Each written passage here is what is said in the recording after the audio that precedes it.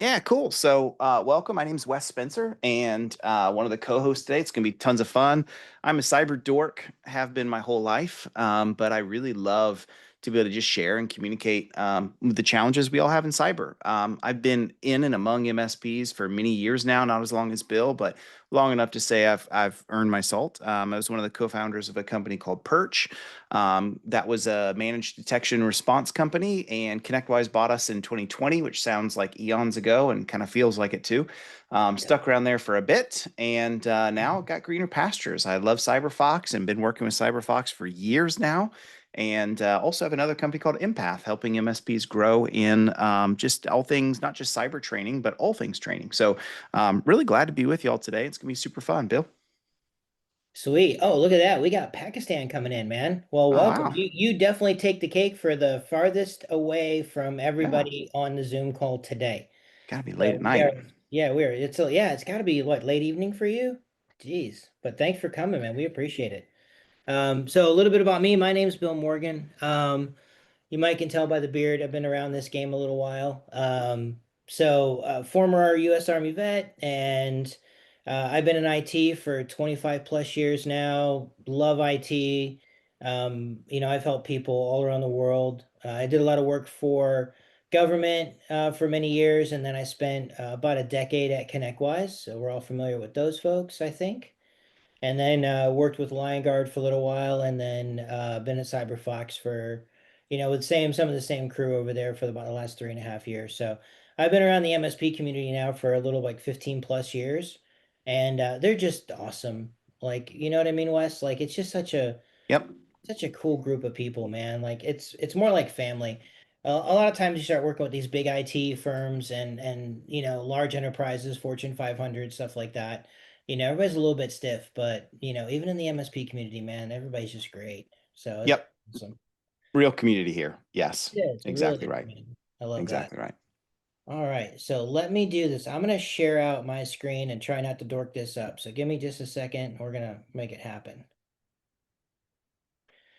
All right, Yep. let's just drag the chat over so I can chat in with everybody as well, and we'll kind of start kick this thing off a little bit. We started this out. Wes, do you want to give us a quick synopsis of like what we talked about in our first one?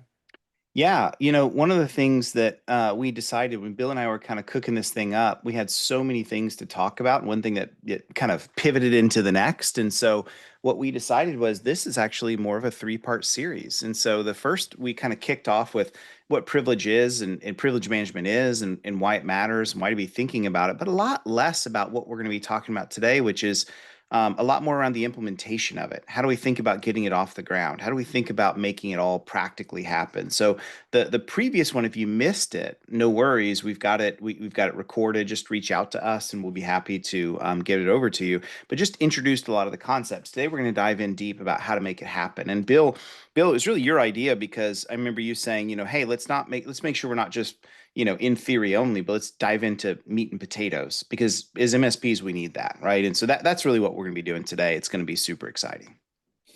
Yeah, another thing we talked about too was like how to incorporate this because it isn't something that we've seen, people are just now starting to incorporate this into their overall security offering. And how do we bundle that? And we talked about leaving room for pricing in, new solutions and things like that that you need for your current security packages. And that was, I think, one of the biggest takeaways was like making sure that, however you price out and you put your overall package together for security is cybersecurity is an ever evolving strategy and it's a moving target. And so making sure that we leave a little bit of room in there to make sure that when we do have to move and change strategy a little bit for cybersecurity, that we have the ability to do that. And a lot of people haven't, they're coming to terms with like, man, we actually do need, some sort of like privilege management. And a lot of times that requires us to have a tool or two in order to fulfill that particular need. And I thought while we were talking about that, it would be really great to really understand why is this area of security just so critically important, right? And why is it something that we need to do? And I thought, let's start that with understanding, the basics of cybersecurity frameworks. So when we look at pretty much any cybersecurity framework that is out there, they all have some commonality to it, right? So whether you're looking at, following CIS controls, and by the way, if you guys are following a framework, like throw that in the chat. Like, are you guys doing CMMC? Are you following CIS or maybe some loose interpretation of some of the NIST security principles, things like that, and just kind of let us know what you guys are doing. So we got some CMMC folks in there. I know our out of the country folks, you might have like British Cyber Essentials, and you've got Cybersecurity Center for Australia. I think those guys are. I don't think those guys are going to join us today, Wes. Yeah, it's less. It's probably like, I don't know, 1 a.m. No, probably less earlier than that. Who knows? Yeah, yeah, it's like They super get a early for pass. them. So, what are the Canadians? What are you guys following? So, for all of our Northern Canada folks and everybody that's popping in from Canada, like, what are you guys using for a cybersecurity framework? But the key part, like, was just a reminder that it doesn't matter necessarily what country you're from or where you are in the world. Every framework has, a core tenet of how to manage and what we should be doing to manage privilege better, right? And another thing that I wanted to try to help with today was, kind of like this is something I think that everybody really needs to slot into their overall package as far as what they're delivering as total, like if you're doing any kind of cybersecurity for your clients. And we realize that some MSPs don't, they do peer support and stuff like that. But for those that are truly that are delivering some sort of a cybersecurity package, that you definitely making room for controlling and managing privilege within that. I'm going to talk about the circle of defense today and a bunch of other really cool stuff.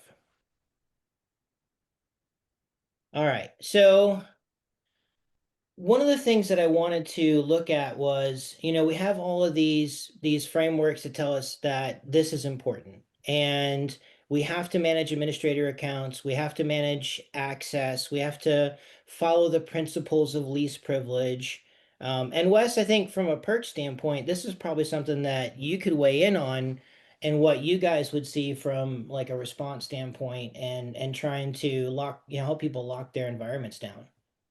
Yeah, exactly. So, one of the things I was thinking about with the last slide and with this one, isn't it amazing that we're in 2025 and while the methodologies and the specific tactics that are used might be updated, the same vectors of attack really haven't changed, right? Like real, and this is why every single security framework out there talks about principle of least privilege. It's why it's survived by physical principle of least privilege. I mean, we've been practicing the principle of least privilege since the ancient of days, before, almost when cuneiform was first written, right? This idea of like who can get into the kingdom, who can get into the castle, who can get into the king's room. Like we've been practicing this idea forever. So digital is just an extension of that if you think about it. And so yeah, I mean, even in my perch days, we were dealing with a lot of these things. Or if we weren't, like Mimikatz was just starting to emerge in my perch days. Now it's, heavily, heavily used. But this idea of what Mimikatz did was survived by other things before that, right? So really understanding that in many ways things have not changed. And it really underscores, I think, Bill, the fact that sometimes we rush off to like the latest newest greatest thing and we still haven't done the basics, and that's when it really starts to hurt us, is we've just ignored doing some of the most crucial elementary things that every security framework talks about, right? And so looking at the study data to bring it back to the slide, we're still seeing the same things rear their ugly heads. It might just be a new tool, but it's the same tactics. It really is. So I went out and I was scouring through, all the different reports. And if you ever have insomnia and you need to get to sleep, just start reading some of these. Because some of them are brutal. But every single one of them had the same common elements, right? When we look at, with state of ransomware, Verizon DBIR, whatever, you'll notice there's a common thread between every single report and what they're seeing as like the top item. as far as breaches are concerned, and every single one said essentially the same thing. Credential theft, escalating privileges, compromising credentials, right? So, and a lot of these tools like Mimikatz and some of the red team tools and stuff like that that I'm going to talk about, they originally started as like pen testing tools and utilities for ethical hackers to test assess a system security or a company security. But of course, obviously, if I can use it for that, they've been hacked and stolen and posted on the dark web. So obviously I can use those same utilities to do all of the nefarious things that I might want to do. And so that was like the a big kind of like red flag reminder. Like every single report out there is kind of telling us that one of the top things that everybody is after, and every malware kit, root kit, ransomware kit, and most of these things are SaaS based now, which is, man, dude, that blows my mind. Like you can just go out there. You don't even have to figure out how to write it anymore. You can literally just go out there and just subscribe to a framework, put together your own phishing campaign, figure out how you're going to deliver it, and then get a list off the dark web and you're off to the races. You don't even really have to know what Right. you're doing. Right. So I wanted to, a lot of people that I talk to, they know that there are viruses and Trojans and malware and things like that. But I think one of the things I found was that a lot of people didn't really understand what they were. They really couldn't like name any of the type of techniques and threats and things that were out there. And so what I wanted to do is take a minute to sort of give everybody a quick refresher on the different types of things that are out there, and what those the primary objective of a lot of those things is really tied to doing. So when you look at things like Mimikatz, so Wes was talking about that for a few minutes there, that is, its goal is to extract credentials. And you've got a bunch of the other typical stuff: DC sync attacks, Kerber roasting. All of these things target passwords, credential theft. Then you got delivery tools like TrickBot, Emotep. Then you got red team tools like Cobalt Strike, MeterPreter, and stuff like that. So again, all of these things are designed to, it starts with credential extraction, getting passwords, getting administrator accounts, gaining escalation, and then ultimately using other techniques that I want to talk about, like living off the land techniques.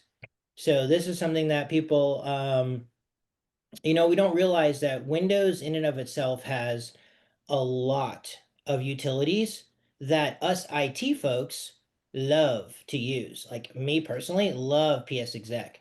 Well, that's a great utility. It's part of Microsoft's internals, but literally part of every malware kit that's out there, and ransomware kit has some elements of Mimikatz, uses PS Exec to move laterally.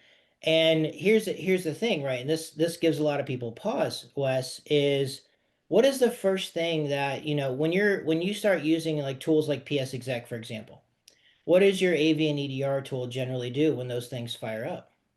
Yeah, so we got to remember all those things are generally doing is just hash checking, right? And Mhm. so they're just saying, do I know 100% for sure that this thing is bad?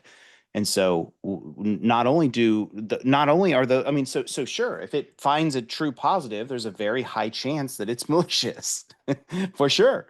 But we've known for years, and this is probably not going to shock anyone on today, that those things are relatively irrelevant now because of how quickly things change, how easy it is to be anthropomorphic to where it changes, or polymorphic, sorry, to where it changes, or it doesn't even it's not even a file. It's just running in memory. And so now it becomes this difficulty of saying, well, that's really difficult to detect some of these things that never actually footprint themselves as a file that can be scanned by some of these tools, right? And so I remember those days in Perch when like fileless malware just started coming out. It blew my mind to see I could send you something inside of a Word doc, and everything I could do could go see everything I need, extract all the credentials, send it back to me, having never touched a real file that gets scanned. And you're just like, this is a new world that we're in today. Yeah, and there's tons of those tools, right? And we all know Microsoft, and as much as we love them, they don't deprecate anything, right? So there's all of these tools and utilities that we love to use as IT professionals, but they can be used for malicious means as well. And there's stuff that's just ancient, like for example, Bits Admin.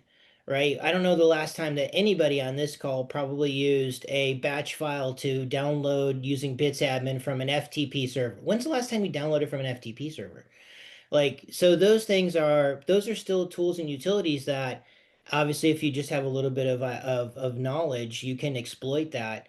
And when those tools start up, your AV looks at it and goes, yeah, it's a good hash. That's a Microsoft tool. Go ahead, run. And it doesn't know the difference if you're doing something maliciously or if you're doing something legitimately. And so living off the land attacks, I want to say that like the last report that I read, it was something like 73% of the detected attacks and or exploits that were uncovered, use some element of living off the land style techniques, right? And then you still have all your other typical stuff, your credential stuffing and password spraying and stuff like that. So you should never. That's why you should randomize all your passwords as much as you can, because once the pattern is figured out, which all of us love to use patterns, right? I'll just change the last character and then I'll be able to remember it, right? um, but those things like keylogging attacks, this is another really big one, like pastebin.com. That's a brutal one, right? So keylogging and your clipboard scraping and stuff like that. And I think a bad habit a lot of us have is we go in, what do? We go to our password manager, we open it up, we got this super long, crazy password that there's no way I'm going to retype it. So the first thing we do is copy it and put it in our clipboard. And when you have fileless malware running or you're connected up to Pastebin, it can easily just scrape your clipboard. And now they don't even have to crack any of your tools, break into your network. They just have to wait. And as soon as you do, I can just get all your passwords in a plain text spreadsheet when it's all done. Right. And it's pretty scary stuff, man. It's just so easy to do.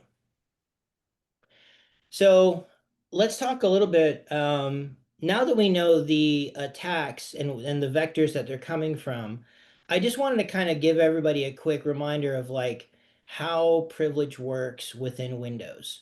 So one of the key things here is there's basically Windows operates on a token system, right? So we have the standard user token.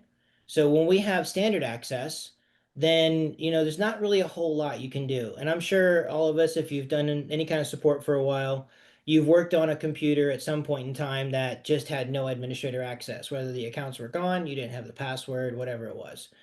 And I can tell you that usually lasts about 10 minutes because you're super frustrated. You can't do anything with it. And it's basically a brick at that point. So usually it's throw it away, buy a new one, or reload it, right? And then give me the access that I need. Now, that actually tells us something really, really important. And that is that if you don't have an admin account to Windows or admin access to Windows, it's actually pretty secure. There's not a ton that you can do. I mean, you can't even so much as change the time or flush DNS without, having some sort of escalation within Windows. And that's a key thing to remember with some of the stuff we're going to talk about here in a few minutes. So once we have the admin token, now we have access to everything, right? And that is the primary goal. When you think of the prime objective of pretty much every malicious software that's out there, its usual first priority is to grab some sort of try to get credentials and grab escalation, right? Because once it does that, now it has the ability to move freely and it has the ability to start, disabling your security suite. So your other reactionary tools that you have, it's pretty easy. Like, and once they know what you have, then they'll have techniques to figure out what that security tool's weakness is, and then figure out how to exploit that weakness. But it's very difficult. I'll never say impossible, right? And some genius has built something somewhere that can do something crazy. So, but at the end of the day, it is very, very difficult that if you just do not have any administrative access to the system, it is very difficult to gain a strong foothold. Would you agree with that, Wes?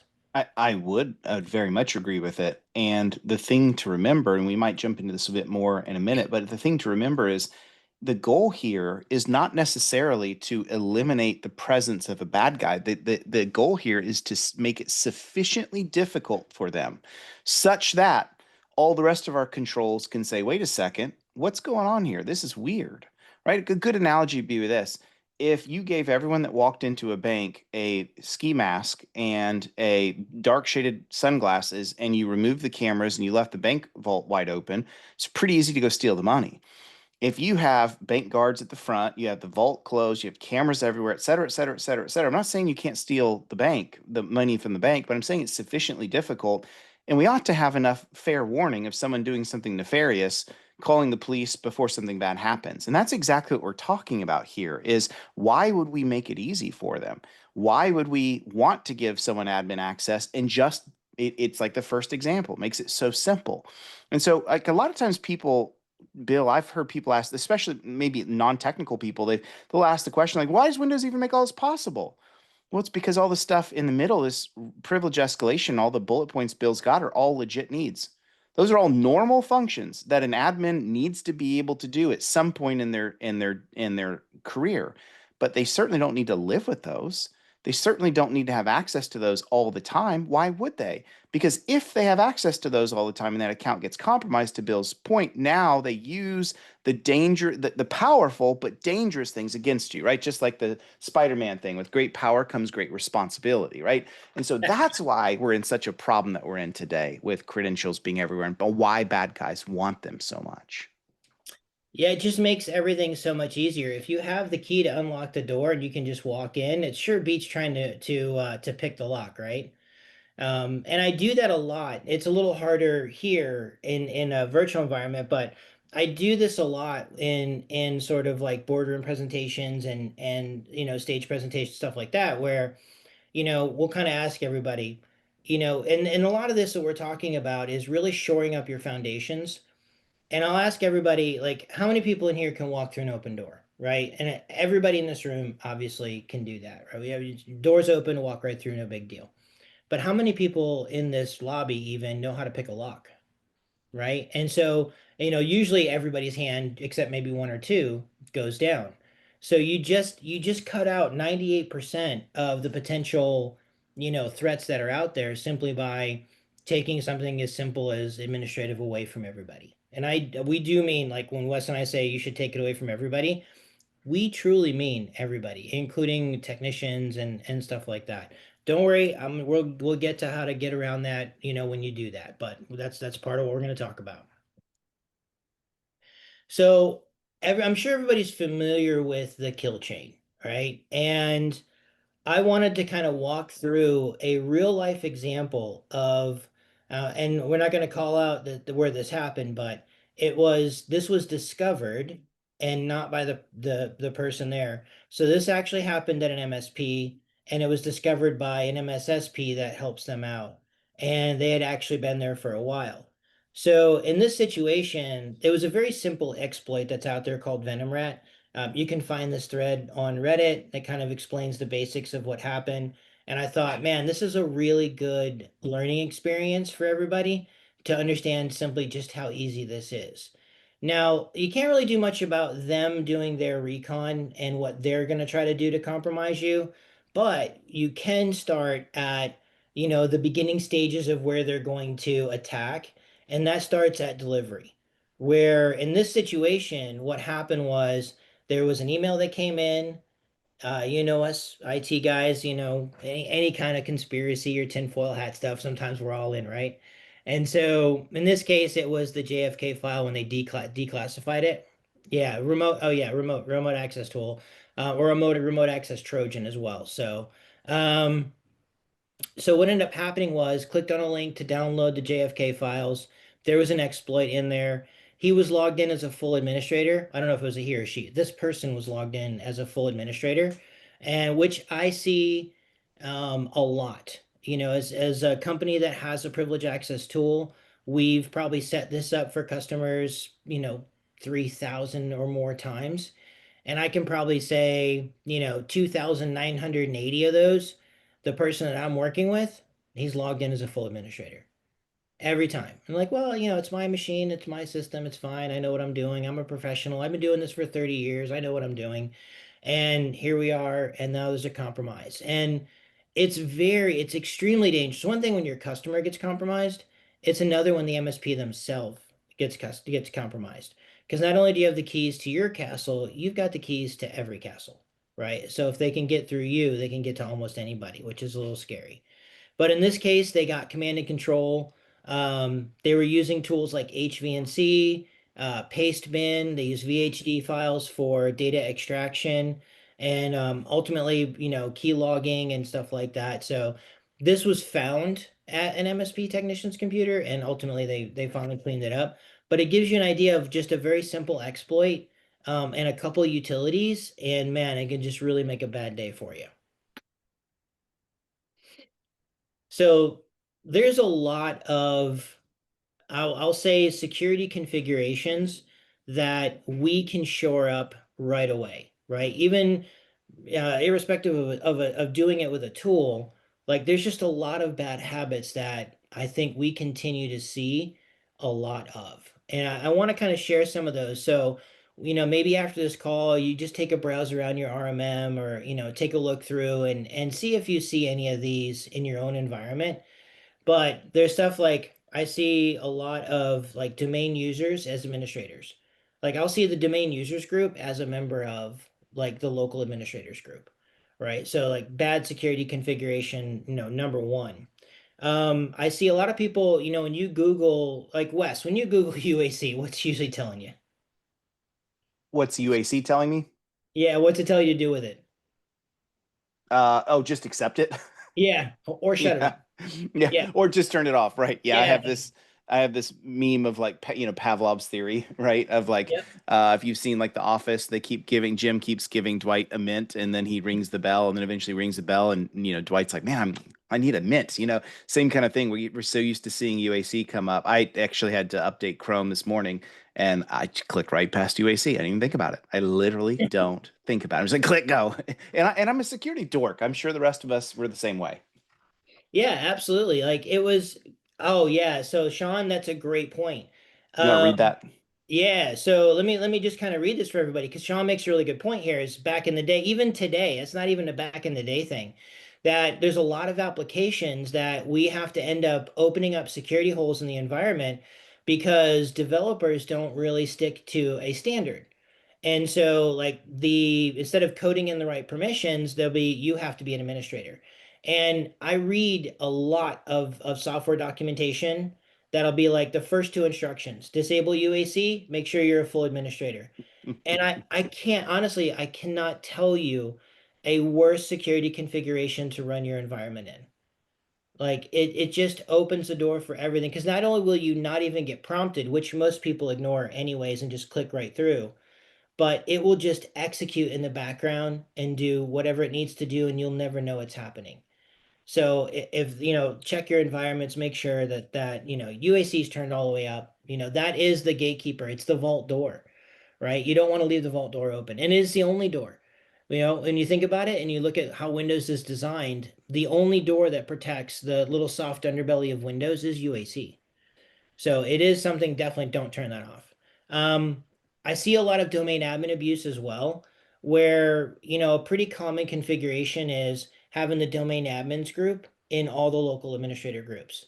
If you're doing that, that is also a big no-no. And I know it's a habit. I know we've done it for years, and probably at some point Microsoft said you should do that or set it up. But, why would you use the highest authority in the land to install Adobe, for example, right?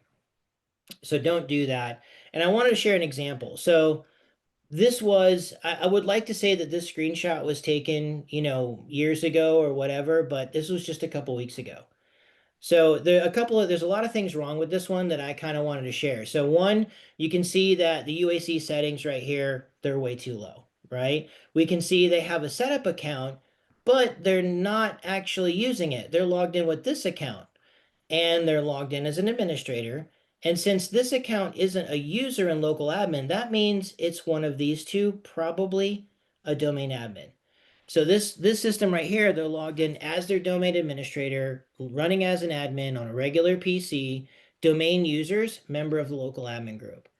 So this was just an example of like, look through your system configs. If it looks anything like this is definitely leaving the door literally wide open, right? Like it's disabling all the cameras, let everybody wear a ski mask, walk right in the front door, take whatever they want. Because this is extremely easy.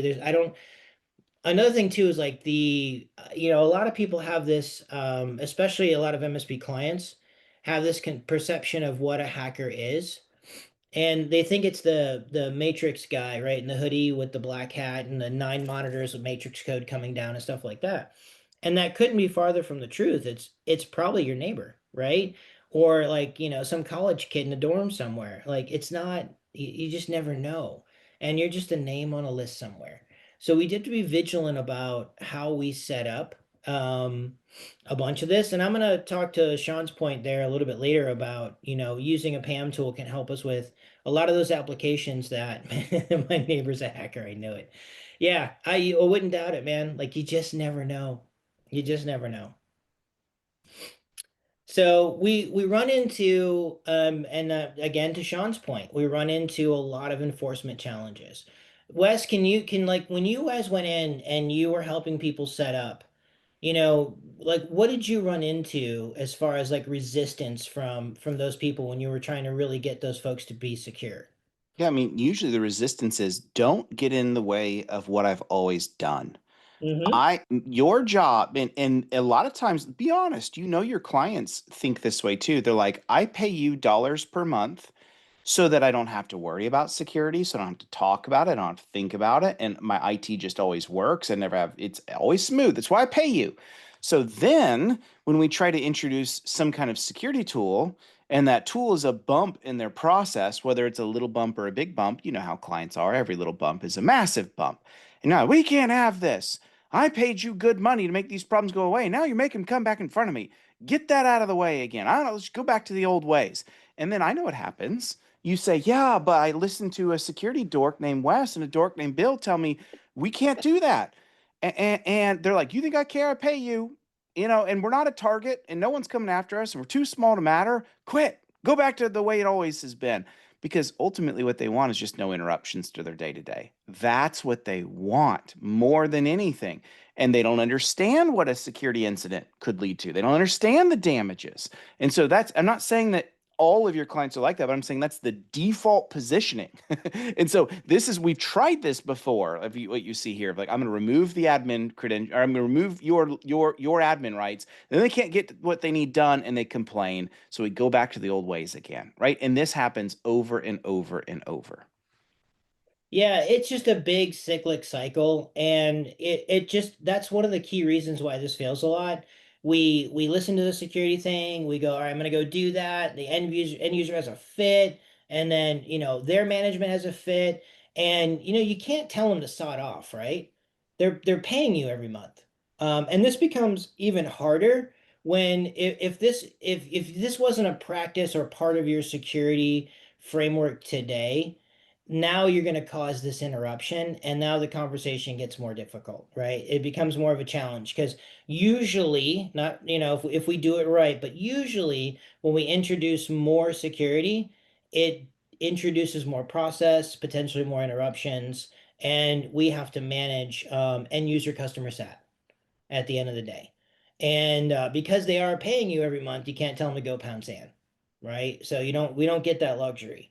And so this is why that a lot of times when we start down this road, it fails miserably. And then of course we have applications that just won't work or function properly. And so now I've got to open holes back up again. And it's like, well, why am I doing this in the first place? Right. And that leads me to this point that I really want everybody to remember this. Removing privilege is easy. You all can do it before we end this call. However, giving it back, that's the real challenge, right? How do I give it back safely, securely? How do I not interrupt productivity? And how can I make it seem like we're not there, but we're still doing our job? That's the challenge that you have to solve for. The removal part, that's simple. You could all go to your RMM right now, strip the local admin group, voila, job done, right? But it's not that simple. You got to focus on the end user experience side and figure out how to manage it. And you don't want to manage it because let's face it, somebody who wants to install Adobe, that's not a prime ticket, right? I'm not taking that as a down company that I have to react to immediately versus, a line of business app that's not working, right? Somebody wants to install Adobe, I'll just get to it when I get to it.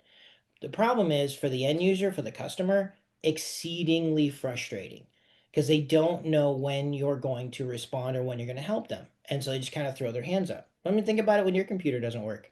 Imagine having to wait and not know when somebody was going to come help you. It's incredibly frustrating. So we have to overcome those enforcement challenges, and most of those are on the side of not taking away necessarily the privilege. That's the easy part, but the giving it back. Do I want to deal with real-time requests, right? Do I don't want to become the bottleneck. I don't want to create this terrible experience. I don't want to interrupt productivity, right? I want to make sure that this goes as seamlessly and easily as possible. And then as well, sometimes now if we're really tight on how we put our security package and how we price everything in, we may not have the room that we expected to add an additional tool set, or some additional process and the cost that that might incur. So that was one of the things I think on our last call we talked about is always leaving yourself some flexibility in your MSP pricing and how you put your packaging together because cybersecurity is an ever-changing, always evolving, moving target. And so you've got to leave yourself some wiggle room so that if you have to implement something that shores up a newfound threat or a new way of attacking a particular security problem, that you've got the flexibility to do that without damaging your margins and stuff like that too much. So, always want to make sure you can do that. So one of the things for Pam that, and some concepts I want to leave everybody with today is to start trying to work, and some terms you may be familiar with, some new ones you might have heard. So one of the key things that will help us to reinforce the things that we've been talking about is trying to move yourself more towards what's called a zero standing privilege environment. The more that you can eliminate the use of credentialed administrator access for just about anything, the safer you're going to be. If we go back to slide number 2, right, or 3 that said, what's the number one thing that every rootkit and malware kit and ransomware kit's trying to get? It's credentials. I need credentials and I need escalation, and I can't escalate without credentials. So if you just don't have credentials in the first place, you take a tremendous step in shoring up your foundations for good security and good cybersecurity hygiene. Another one is as much as possible is moving to as much just in time as you can. I always liken this to Wes to like a game of whack-a-mole. That's a if you're not like super fast reactions, man, that's a tough game to play and score well, right? That's what just in time is. If you're still running like your full admin accounts and everybody's logged in as admin and we're giving out admin because apps require it, you might as well just pop all the mole heads up and just whack away, right? Yeah. So I mean, otherwise, like if you start using more JIT, then, obviously now we're back to, okay, well, I don't know when the account's going to pop up. And then as fast as it comes up, that account disappears, right? So that I can't leverage access to that account. Another thing too is, and this is, I think, where a lot of even tool solutions can fall short, is the concept of providing what's called JEP or just enough privilege. You need just enough privilege to do what task is at hand instead of just giving like blanket access to, whatever it is, the whole system. Here's the keys to the kingdom. You got them for an hour. Have at it, and I'll hopefully remember to go back and review and undo anything you did that you probably shouldn't have done. But, we're too busy for that. We don't have that kind of time to do that level of babysitting, right? And then another one that with that the ever rise of living off the land style attacks is blocklisting. Just doing some basic blocking and tackling. That is going to be so key. Taking away access. Like I want to use PS exec, but I don't want, your neighbor to use PS exec. You know what I mean? So like being able to do just some basic block level tackling so we can take away a lot of those living off the land techniques and just remove those from the equation to make it a lot safer to operate within the environment. And when you do that, it fixes a host of problems. We deny the hackers like and people that are trying to compromise our systems. We deny them the ability to gain access. We deny the ability to gain footholds. We deny the ability to gain access to our accounts. We don't have to focus so much on remembering password rotations, right? We can block system tools from nefarious deeds versus, us being able to use those tools when we need to. So, we kind of call this the next generation of privilege access management, and it does really incorporate all of these techniques to really shore up the cracks in the foundation and give us a more solid foundation to stand on. So I wanted to, in addition to that, I wanted to kind of go through just really quickly, just kind of give you an idea. A lot of us have an idea of like if we do certain security things, we will be safe, right? It's kind of like the American dream. If you go to college and you do the right thing, you'll get certain outcomes, right? So we want to focus on that. So a lot of times we think, well, I'm doing password management or I'm doing password rotations and things like that. Those are good enough, right? Wes, they're like, they'll get us by, we'll be fine. We're rotating the password. But a lot of times, like a lot of these key utilities, at some point, you're going to use that password. You're going to use that admin account. And even if you're rotating the passwords, and I talk to a lot of folks, and the times range from, yeah, we do it every day. Yeah, we do it once a week, maybe once a month, and we do it if we remember, right? That's sort of the spectrum of what I hear. I don't know if that's the same thing that you guys run into, Wes, as well. Yeah, it's typically if you don't have some kind of tool that automates it, then it's going to be good luck, and you go and audit how many SOC 2s have we all read where we say we do something like that. We go and look and we actually don't at all, and we're not consistent with it. And that really is an archaic way of thinking about doing it, right? Like even some of the new NIST guidelines talk about we don't even have to necessarily rotate passwords anymore if we have all the right other protections in place. So yeah, it really is, I can see, 10 years ago, 15 years ago, it's all you can do because it's all you got. But today's day and age, that is not, it's just not sufficient. It's not no security framework is going to say that's sufficient. No security expert is going to say that's sufficient. It's just not. Yeah, I concur. Like, even if you're rotated every day, you can get in, compromise, steal credentials, set up your own admin access, and start using living off the land techniques to move around long before and compromise the entire network in 10 or 15 minutes, long before a password rotation would ever even have any effect on it whatsoever, right? And so those are just not techniques that, from a security standpoint, that we can just rely on the way that we used to. Like you said, maybe 10 or 15 years ago it was really all we had, right? And we were just making stuff up back then, right? Because there was just no guidelines. So a lot of the type of techniques that are out there, those traditional types of security methods, and I know a lot of us use shared administrator accounts. I see this all the time, and a lot of us use the same account across all customers. Why do we do that?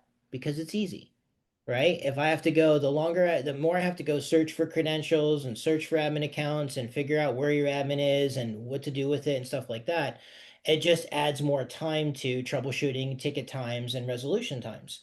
And so to make our lives easier, which a lot of times we focus on because there's so much to do, it's just a lot of those techniques they're just not sufficient anymore to get us where we want to go. Which leads me to what we call the circle of defense, or basically it's just a simple defense in depth strategy. And we want to focus on some of the foundational layers of security because like if you look at the outer layers of this circle, these are your largest attack surfaces, right? So every system out there is trying to steal credentials, they're trying to gain escalation. So, and there's some key things that we can do to sort of break down the kill chains and stuff like that. So focusing on some key strategies, good password management and password hygiene. Obviously, we know we have to do that. A good DNS filter is going to be important, right? So we're automatically blocking out malicious sites like Pastebin, for example. That's one of those sites that is automatically filtered out. And then good blocking and tackling, good privilege management so that we're managing as limited amount of exposure, focusing on zero standing privilege as we can possibly get. Then you have, like, if they get past all of that, then you've got your reactive layers, your detection and response, right? And I've got a good graphic for this later. But here's what I see a lot of, right? I see this a lot. This is a lot of people's security stack, right? It's a lot of times it can be very minimalist. and we focus on like, you'd never let a machine go out without a next gen AV on it. Most people have an EDR, right? And then some sort of incident response. And the problem with that is it puts a tremendous amount of downward pressure on a very small, specific set of security tools that were never designed to deal with all of the different types of threats that are out there. Just look at some simple living off the land techniques, right? If I fire up PS exec, my AV and EDR are basically almost going to do nothing, right? That's a legit hash. That's a legit Microsoft tool. It's doing a legitimate thing. Like, let it go, right? And so we want to focus on building up those foundations so that we can shore up a lot of where those cracks are. And this was inspired by you, Wes. So this was inspired by you. And, Wes and I were talking about this some months ago when he was in the office. And I was like, he's like, man, so many people, I think, spend so much time, energy, and effort. Well, actually, I want to let you talk about this. It was the difference you were talking about between foothold detection and foothold prevention.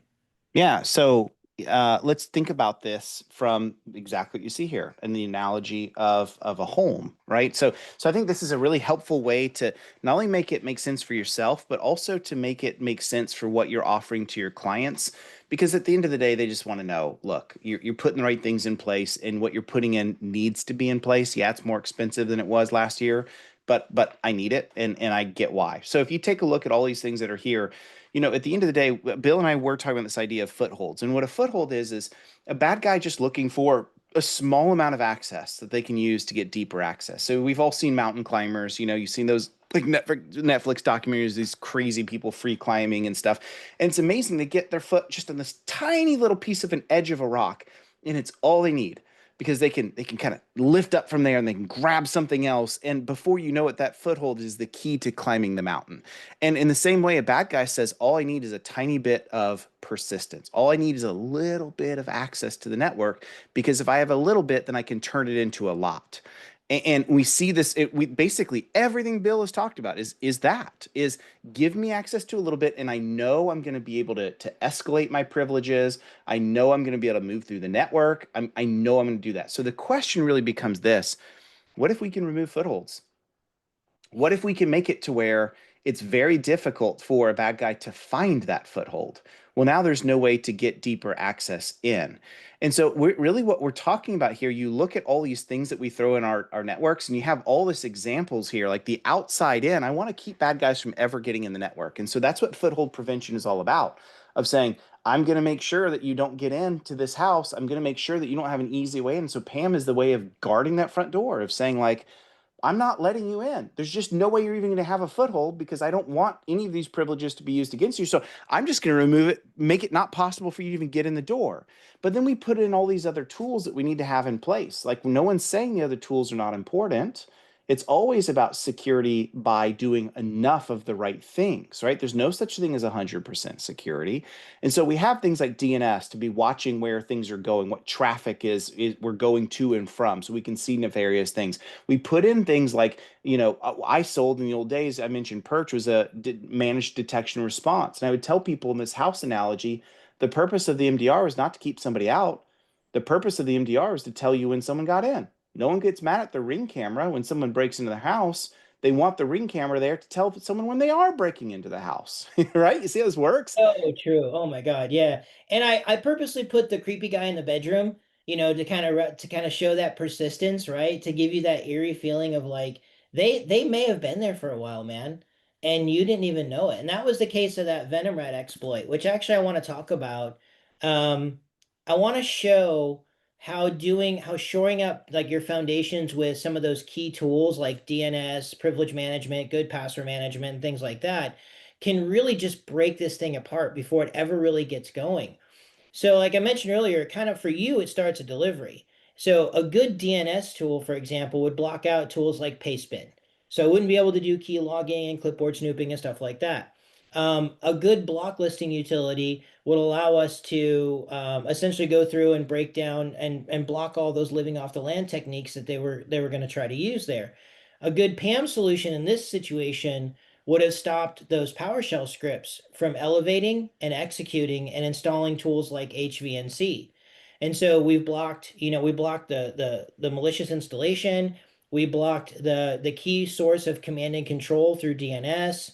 We were able to basically just break this thing apart. Otherwise, what happens is all of this stuff goes in, and now you're relying on this last line of defense to hopefully fix the problem for us. And in this case, in this particular exploit, it didn't. They were running AV and EDR, and this was never detected. It was found by a security company. So, a lot of the times, like those things are just it's not quite enough to get us what we want. So obviously, we know the consequences of failure can be huge, right? Small breaches and things like that, they might steal some data. We might end up with a ransomware event. Obviously, they can cost us some money and things like that. If we're working in regulatory environments, there could be fines and penalties that go along with that. So they can go from the relatively minor to medium causality to extremely severe, right? Loss of revenue, loss of productivity, reputation's very difficult to come back from. And that's, a big question a lot of clients ask. They're going to be, have you ever been breached? Have any of your customers ever been breached? Right? If so, what happened? Stuff like that. People have gone out of business. Lawsuits, I don't care. Nobody wants to be involved in one of those, whether you're on the right side of a lawsuit or the wrong side of it. You just don't want to go through that in the first place because you've got to explain that every single time. There was funny. I was at an event about a month or so ago, and I was telling the story of like a company CFO got compromised. They got logged into their Azure tenant. They spun up about $500,000 worth of Azure servers to run a crypto mining operation. And at the end of the day, what is when they call Microsoft, they're like, "Hey, we've got this $500,000 bill." You know what Microsoft said? Pay it. Like that's Microsoft's response. And the funny part was the guy that happened to was in the room. And so he was able to go and like fill in, he was explaining kind of what happened and kind of give everybody in the room a little, yeah, man, this stuff is real and like this stuff happens. It may not, hopefully it doesn't happen to you, but there are just so many little things that we can do to stave that off before it gets to us. So, there are tools and solutions that are out there, and I kind of just wanted to highlight basically, for example, our privilege management platform allows us to kind of cover everything that we talked about throughout this presentation. And it allows us to get the kind of auditing that you want, the elevation control. So back to Sean's question about like QuickBooks and tools like that, allow us to do the things that we need to do, elevate, provide just enough privilege, allows us to operate in an environment where I don't need to actually have active administrator accounts. Even us, we don't use active accounts. We do everything just in time. And so it allows us to hit um, all the finer points of how we can take away the number one thing that everybody wants, right? And that is credentials and escalation. So Wes, there's a couple questions. What do we got? Yeah, a couple Q&As that have come in. The first, let me read Neil's first, and then Corey's is a good question, and we may just need someone to reach out and kind of give him a bit more of a story there. But Neil's question is, can you show again on how to provide temporary admin access on a technician's computer? You want to kind of talk about how CyberFox does that in particular? Yeah, so there's a mode called technician mode, and essentially what it allows us to do, and even on their own systems as well, like they should not be, I will reiterate this, as much as they will argue, no admin, especially because they have way too much access, should ever be running on their machine as an administrator all day. So we have something called technician mode, and it's you just use your mobile app that we provide, and you pull up a QR code, you scan that code, it authorizes you and authenticates that you are legitimately allowed to do this. And at that point, you simply just push a button, elevation, and it takes care of everything for you. So there's nothing, I don't need credentials. That's the worst too. Like if I'm on a customer site or remote into a customer machine, and now I have to do something that requires I have to go find their password, pull it out of the password manager. I can't autofill it because I'm on a remote session. So now I've got to copy it. Now it's in my clipboard. Guess who it's not encrypted? Your clipboard. Or I've got to type it out. And so it eliminates all of that. You can admin any machine, anywhere, anytime, scan the code, push the button, job done, and everything is done completely just in time. Awesome. That's good. So definitely check that out because it's a stellar feature that our technicians absolutely love. The other one that came in from Corey, and we may just need to have more of a deeper conversation because it's sort of a feature request. And it's a good one. He says the issue we're having when we remove admin creds from a client that's not domain or Azure joined with Auto Elevate, it is that we cannot restore the admin credentials when they want to remove that system from their org or reset it. Is that a feature that's coming in? So a lot of people forget you can do that with your RMM tool. Like it's most RMM tools today just have a function to install an admin account. If not, there's a PowerShell script and you just click a button and it can install the admin account. We get that a lot for like how do I offboard a client as well? And usually we just tell them like you have an RMM tool, it runs this system and it has the ability to install an admin account. You can run a script, it'll install an admin account, put a password on it, hand that over to your customer and go, good luck, here you go. Right. That's probably one of the easiest ways, and you already have that tool in your toolkit. And so if you weren't aware, literally every RMM on the market can do that. I wanted to address this one from Jack really quick. He said, "I'd be interested to see how much more or less you see endpoint PAM prevention versus, say, cloud attacks."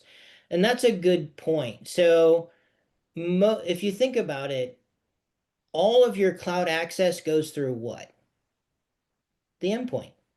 So your point of entry to every cloud application, while there are people trying to crack Azure and break into AWS and stuff like that, most breaches occur usually from compromising the endpoint. And that was the exact example that CFO got hacked, password was captured, credentials were stolen, and then they were able to go and log into Azure. 2FA we know is relatively easy to get around, a little social engineering there. So almost everything ends up coming back to the access is through the endpoint. If I need to log into 365, I have to go on my computer and do it, right? And so most credential theft and access to cloud environments and things like that tends to happen at the endpoint with poor password hygiene or too much privilege access, or I'm logged in with my domain account, or in the case of 365, I see a lot of people logged in with their Entra admin credentials on their computer. So they steal those credentials, log into Entra, game over. Yep. That's how I was going to answer it too. It's not that cloud is not important. It's exactly like you said. At some point, the endpoint compromise goes down, or the compromise goes downward to the endpoint. So yeah, super well answered. One last question, actually a couple that have come in. One from John, two from John Nelson.